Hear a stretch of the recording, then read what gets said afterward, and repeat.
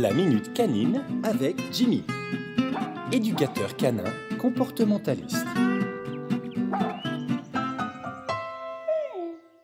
Bonjour à toutes et à tous, c'est Waf Waf. Je vous souhaite la bienvenue pour notre chronique hebdomadaire autour du chien. Comme je vous l'expliquais lors d'une chronique précédente, le chien a besoin d'un leader pour le protéger. C'est votre rôle en tant que maître. Comme pour le loup, la garde est une des 4 grandes prérogatives de l'alpha, le leader du groupe. Nous verrons donc aujourd'hui ce qu'implique cet instinct de garde dans le comportement du chien de famille. Le chien travaille en relais de l'homme. Ses actions de garde sont décidées par ses maîtres. Il vit chez vous, sur votre territoire, celui que vous protégez. Connaissez-vous le syndrome du facteur? Lorsque le chien est laissé seul sur le terrain devant la maison ou dans son chenil au bord de la route, il aboie sur tout ce qui passe, et notamment le facteur.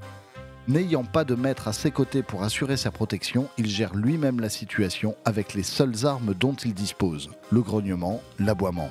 Il espère ainsi faire fuir la menace. Chaque jour, le facteur approche de la maison, le chien aboie, le facteur repart. Dans la tête du chien, le facteur ne repart pas parce que son travail est fini, mais parce que ses aboiements et grognements ont fait fuir le facteur.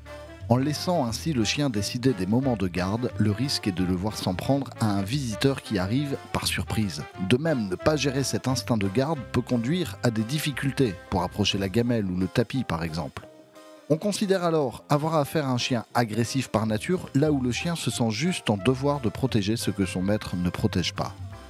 Dites-vous bien que qui ne dit mot consent. Si vous n'interdisez pas une action à votre chien, il considère que vous lui en avez donné l'autorisation. Il convient donc d'être attentif pour ne pas louper une action non désirée.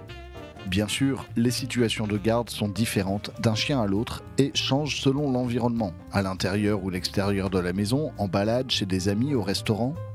Une hiérarchie bien établie permet au chien de se sentir bien dans ses pattes et au maître de vivre une relation harmonieuse avec leur fidèle compagnon.